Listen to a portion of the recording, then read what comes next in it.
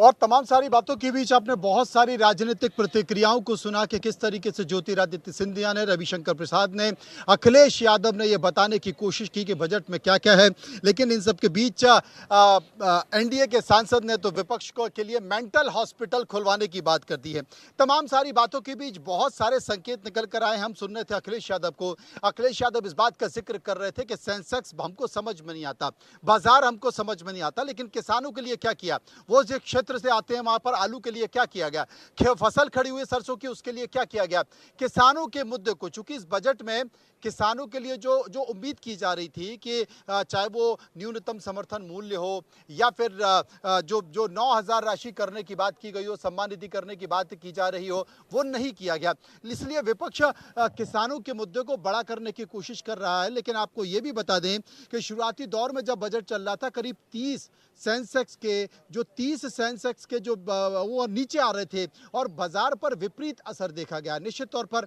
लेकिन सरकार का यह मानना है कि बाजार के सेंटीमेंट पे जाने की जरूरत नहीं है। आप देश की असल अर्थव्यवस्था को समझिए और उस अर्थव्यवस्था के जरिए आप देखिए कि देश कैसा तरक्की कर रहा है।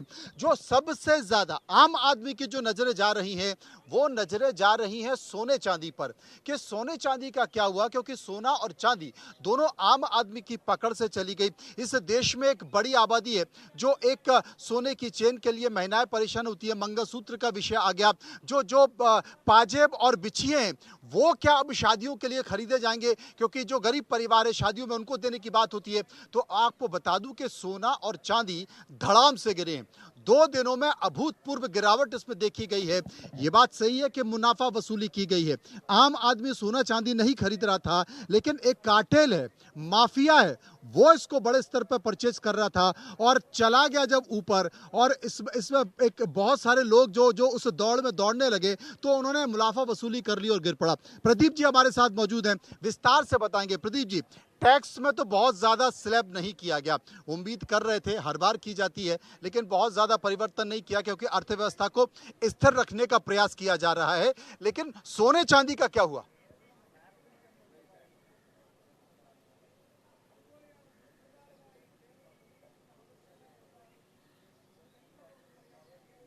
जी प्रदीप जी, मेरी आवाज आपको मिल रही है?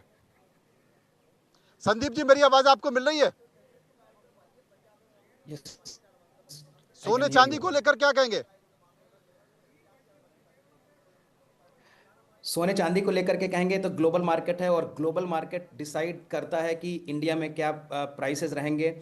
Allot of changes are happening on the global level as well. तो सारी कंट्रीज ग्लोबल लेवल पे सिल्वर गोल्ड बाई कर रही हैं, इसी की वजह से प्राइस है। इसका बजट से लेना देना कुछ ज़्यादा नहीं है, ऐसा मुझे लगता है। और जहाँ तक आज के बजट के बारे में बात है तो सरकार ने ये सोचा है कि 47 तक हम डेवलप्ड कंट्री कैसे बन पाएं। उसकी वजह से चुनाव से इसका कोई मतलब नहीं है, क्योंकि अगर ऐसा होता तो last year government of India ने सीतारमन जी ने बढ़िया सा बजट दिया था, 12 लाख रुपए तक का इनकम टैक्स पे छूट दे दिया था।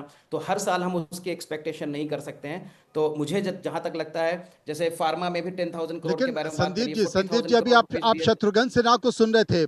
शत्रुघ्न सिन्हा को सुन रहे थे। यस। शत्रुघ्न सिन्हा इस बात का जिक्र कर रहे थे कि साहब 26 की बात होनी चाहिए, 27 की बात होनी चाहिए, 28 की बात होना चाहिए। आज आप 47 की बात कर रहे हो, कल आप 87 की बात करने लगोगे।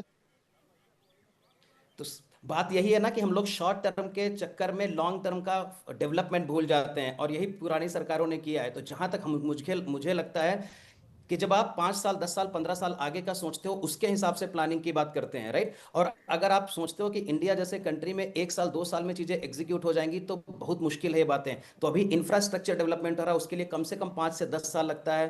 फार्मा इंडस्ट्री के बारे में बात हो रहा है, सेमी कंडक्टर्स में 40,000 करोड़ रुपीज के बारे में बात हो रही है।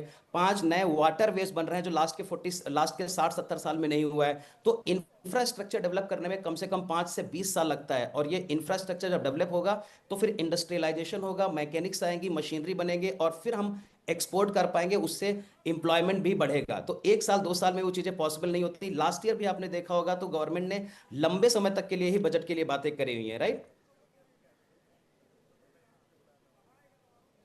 इसको देखिए, एक पॉलिटिकल बात एंगल पूछना नहीं दिया चाहता जा हूँ, आपने सकता बड़ी है, क्योंकि महत्वपूर्ण बात करी। आपने कहा कि हम छोटे गोल को देखते हैं, हम बड़े गोल को नहीं देखते। मैं आपसे पूछना चाहता हूं, अगर छोटे गोल को देखते हैं, बड़े गोल को नहीं देखते, तो तमाम वो राज्य जो चुनाव में जाते हैं, वो फ्रीबीज की घोषणाएं करते हैं, कोई 10,000, कोई 5,000, कोई 3,000 और कोई 15,000, कोई 25,000 की घोषणा की बात करता है। क्या ये राज्यों को करनी चाहिए? क्या इस बजट में ऐसे राज्यों पर लगाम नहीं कसनी चाहिए जो फ्रीबीज के लिए लगातार कर्ज लेते जा रहे हैं और इन राज्य को और देश को दुर्गति बना रहे हैं?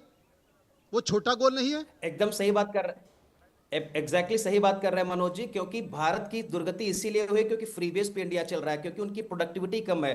आप देखोगे चाइना में, यूएस में 60 to 70% महिलाएं काम कर रही हैं और सारे लोग काम कर रहे हैं। हमारे यहाँ प्रोडक्शन जो है, एम्प्लॉयमेंट से लेकर के फ्रीबीज की वजह से लोग काम नहीं करते हैं। अगर काम नहीं करते हैं तो फिर जीडीपी में उसका आकलन नहीं होता है। आपको बताता हूं, हमारे यहाँ जीडीपी इसलिए बढ़ नहीं पा रही क्योंकि बहुत सारी जी चीजें जी जी। अकाउंटेड नहीं है। हमारे यहाँ कितनी करोड़ों महिलाएं जो हैं मेड का काम करती हैं, उसकी कोई जीडीपी का आकलन नहीं हो रहा है। बहुत लोग और मुझे लगता फ्रीबीज है के उसके चक्कर में पीछे एक प्रोडक्ट राजनीति भी है, चुनाव भी है, जो जिसमें फ्रीबीज की घोषणा होती है।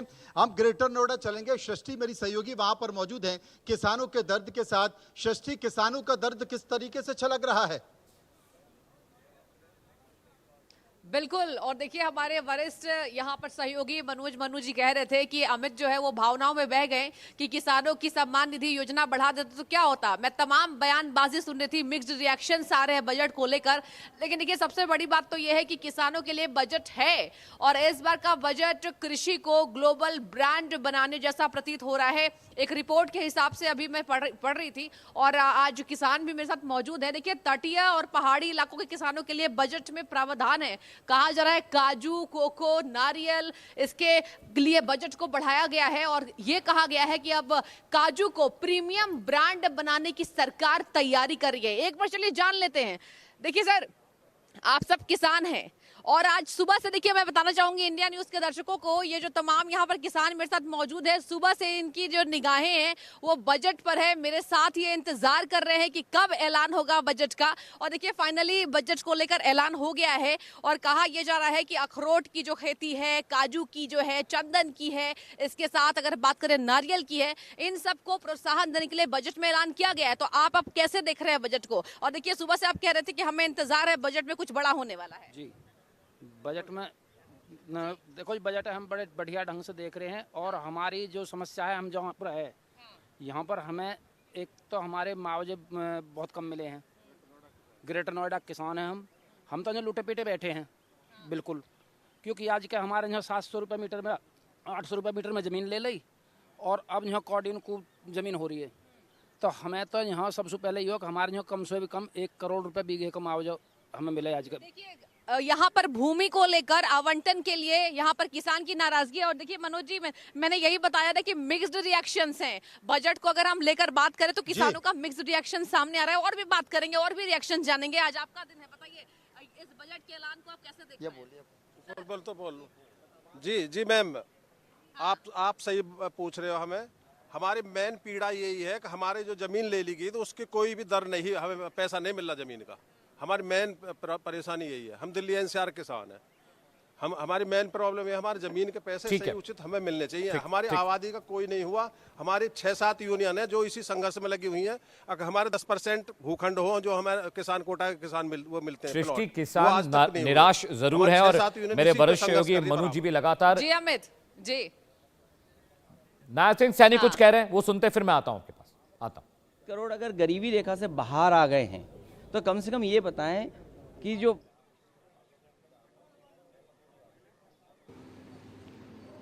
ये सिर्फ एक दूरदर्शी और ऐतिहासिक ये दस्तावेज है हम सब के लिए। आज ये बहुत ही गौरवशाली दिन भी है। आज गुरु रविदास जयंती के पावन अवसर पर यह बजट सही मायनों में जनहित और अंत्योदय की भावना को ये समर्पित बजट है। इस तो देखिए, नायब सिंह सैनी को आप सुन रहे थे, मुख्यमंत्री हरियाणा के, और कह रहे हैं कि इस बार का जो बजट है वो मिशन और विजन वाला एक बजट है और अब आने वाले वक्त में देश को ये आगे लेगा। राहुल लाल जी मेरे साथ है, वो एक सवाल लेना चाहते थे संदीप गुप्ता, जो कि वेल्थ एक्सपर्ट हमारे साथ जुड़े हैं। Rahul ji, please go ahead. मैं ये पूछना चाह रहा था कि जैसे कि बिल्कुल सही है कि हम लोगों ने यहाँ पे काफ़ी ज़बरदस्त जो है कि कैपेक्स में हम संख्या बढ़ रही है। कैपेक्स में 12.2 लाख करोड़ का जो है कि इस बजट में है, पिछले साल से सीधे 10% की वृद्धि दिख रही है। लेकिन अगर जो अभी हाल ही में जो 2-3 दिन पहले रिपोर्ट प्रकाशित हुई कि कैपेक्स के खर्च के मामले में केंद्र सरकार का रिपोर्ट भी अच्छा है। वो पिछले साल का देखें फाइनेंशियल ईयर में तो 70% लगभग खर्च भी कर रही है केंद्र सरकार। लेकिन जो राज्यों की स्थिति है, राज्यों की स्थिति बड़ी गड़बड़ है। वो जो उनको जो आवंटित हो रहा है वो उसका 45% मैक्सिमम खर्च हो पा रहा है एवरेज तौर पे, और निजी क्षेत्र भी अब तक उसमें रुचि नहीं ले रहा है।